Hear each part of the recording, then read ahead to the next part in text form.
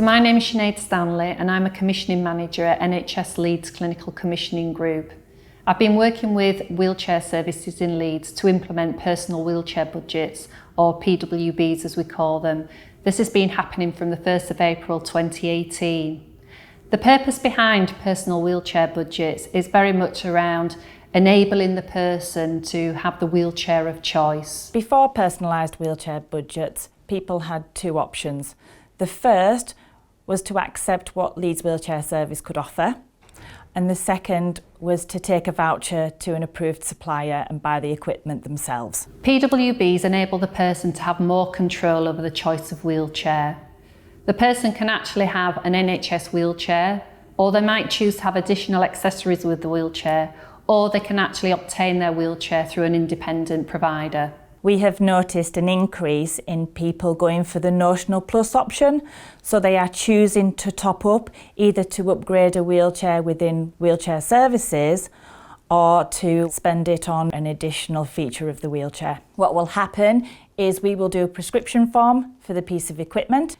We will then ask for the payment for the top up from the service user. In some cases, this may be from charitable funding, or it may come from the person's personal health budget. We will then order the equipment and then it will be brought to the Leeds Wheelchair Service and we will arrange to hand it over with the service user.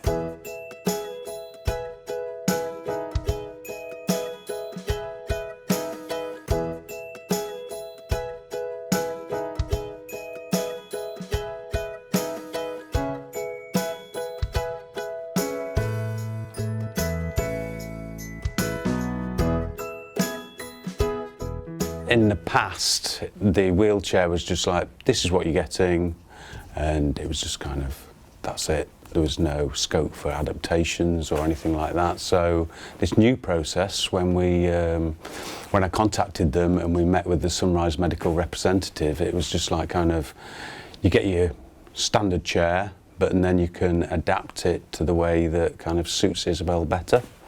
So there was things like the seating, but and then we also said that we do quite a lot of like going out to places like Bolton Abbey, things like that, where a set of outside tyres would be better. They're like mountain bike wheels, and they're quite knobbly, so they don't dig in to grass and things. It enables people to go on different terrains.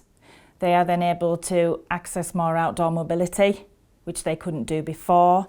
They can spend more time doing family activities. And then Isabel wanted sparkly front casters that shine, so it was so much easier to kind of have extra bits. She gets to choose. It makes them feel more independent, having her own kind of say in how she wants her chair to look, feel, the choice of colour, the wheeled spoke guards. It just makes her feel like, well, it is actually my chair and somebody's not actually telling me that, oh, this is what you get.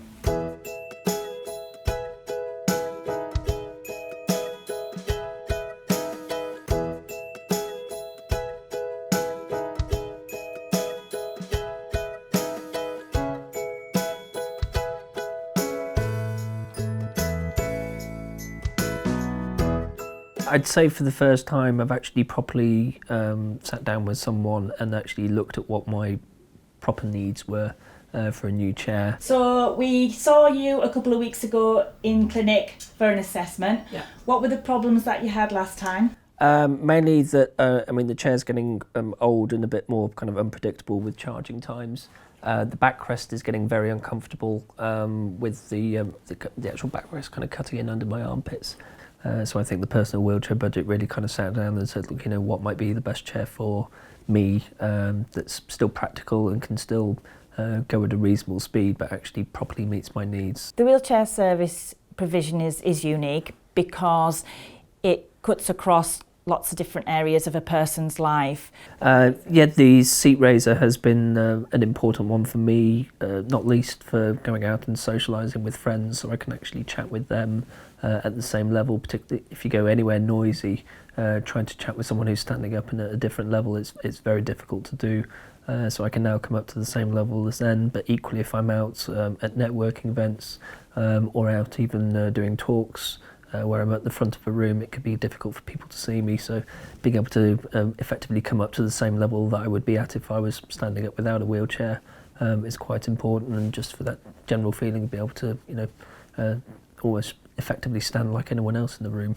Other important ones for me have been actually being able to adjust the leg rests, because I've had circulation issues with my feet over the last year, getting ulcers in between my toes, and being able to adjust that myself has been an important feature that I've wanted to have. I think for the first time this process, in the same way that my personal health budget, it's actually looked at my needs and my outcomes with absolute parity. So rather than just saying you can only have a chair that meets these needs, you actually want to be able to do something with that as well, what I certainly do. And so treating those two absolutely equally has been fundamental for me in terms of giving me the flexibility to live that independent lifestyle that I want to. By working in partnership across the system with health and social care, there's real opportunities to support people with their wheelchair of choice.